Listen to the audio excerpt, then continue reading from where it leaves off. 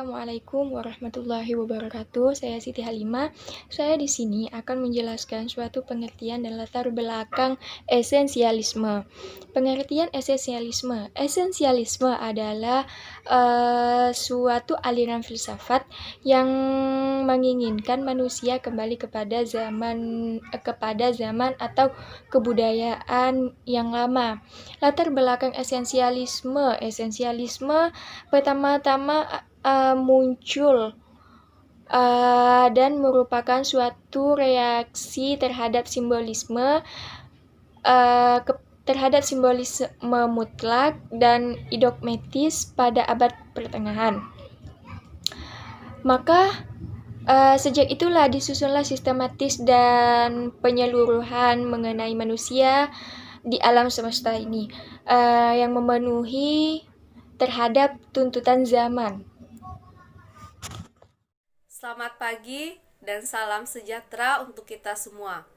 Baiklah, pada kesempatan kali ini saya akan menyampaikan ciri-ciri aliran filsafat esensialisme yang disampaikan oleh William J. Begley. Berpendapat bahwa aliran filsafat esensialisme ini memiliki ciri-ciri. Yang pertama, minatnya yang kuat dan tahan lama pada seorang peserta didik, dari upaya belajar yang menarik perhatiannya. Yang kedua, pengarahan, pengawasan, dan bimbingan dari orang dewasa yang melekat pada balita panjang. Yang ketiga, kemampuan untuk mendisiplinkan diri harus mencapai tujuan pendidikan. Agar tujuan menegakkan dari tujuan tersebut dapat dilakukan. Yang keempat, aliran filsafat esensialisme ini menawarkan teori yang kuat dan kokoh pada suatu pendidikan, sedangkan sekolah-sekolah pesaingnya memberikan teori yang lemah. Baiklah, sekian dari saya mengenai ciri-ciri aliran filsafat esensialisme yang disampaikan oleh William J. Begley. Sekian dari saya, terima kasih. Materi selanjutnya akan disampaikan oleh teman saya. Assalamualaikum warahmatullahi wabarakatuh. Perkenalkan, nama saya Elvira Ria Seherlin dari Prodi Pendidikan IPS Angkatan 2019. Nah, hari ini saya akan menjelaskan tentang kelebihan dan kelemahan paham esensialisme. Paham esensialisme mempunyai 5 kelebihan. Yang pertama, suatu ide-ide atau gagasan manusia sebagai makhluk yang berpikir, dan semua ide itu yang menghasilkan dengan sumber yang ada pada Tuhan, yang menciptakan segala sesuatu yang ada di bumi itu bersifat ada pada Tuhan. Maksudnya, di mana pemikiran manusia itu berkaitan dengan apa yang telah Tuhan ciptakan dan sudah teruji. Yang kedua, memberikan dasar berpijak pada pendidikan yang penuh fleksibilitas, di mana serta terbuka untuk perubahan toleran dan tidak ada keterkaitan doktrin tertentu. Maksudnya tidak terpaku dan tidak memandang perbedaan antara agama dan suku. Namun, pendidikan bisa menyesuaikan pada zaman tertentu. Yang ketiga, pendidikan berpijak pada nilai-nilai yang memiliki kejelasan dan tahan lama, yang memberikan kestabilan dan nilai-nilai terpilih yang mempunyai tata yang jelas.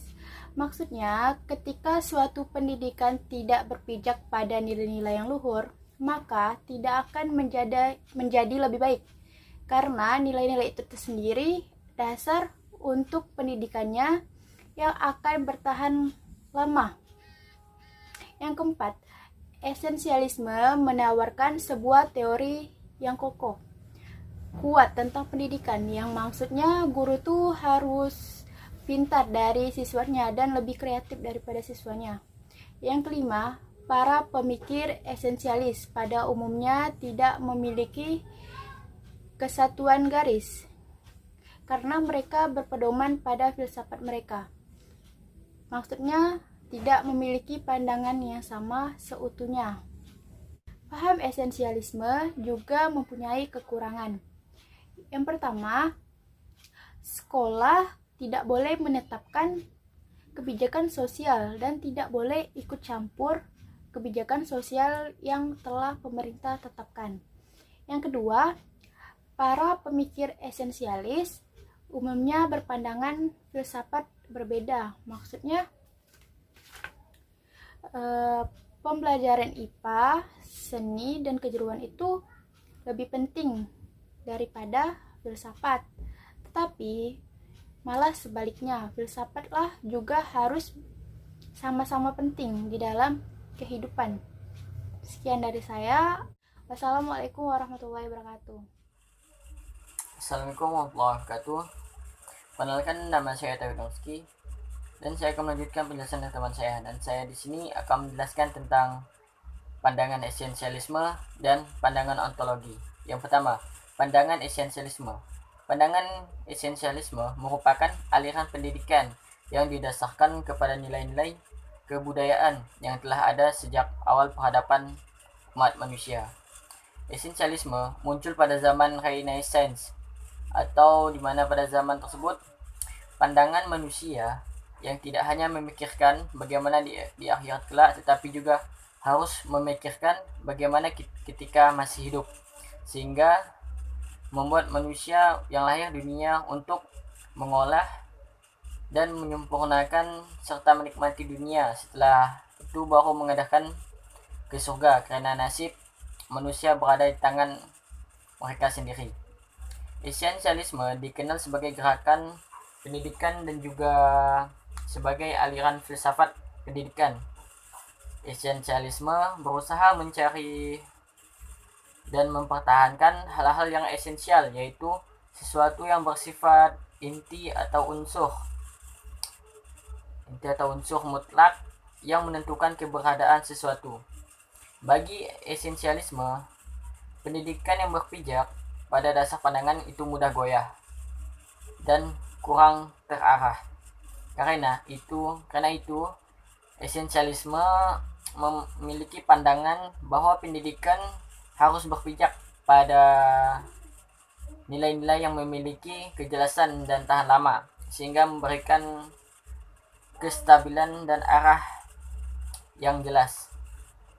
Esensialisme didasari atas pandangan humanisme yang merupakan reaksi terhadap hidup yang mengarah pada keduniawi, serba ilmiah dan materialistik. Selain itu juga diwarnai pandangan-pandangan dari paham penganut aliran idealisme dan realisme. Dan adapun tujuan umum aliran esensialisme adalah membentuk pribadi bahagia di dunia dan di akhirat. Dan selanjutnya itu pandangan ontologi. Ontologi merupakan satu di antara lapangan penyelidikan kefilsafatan yang paling kuno, atau cabang filsafat yang membicarakan prinsip paling dasar atau paling dalam dari segala sesuatu yang ada. Awal mula alam pikiran Yunani contohnya telah menunjukkan munculnya perundungan di bidang ontologi ini.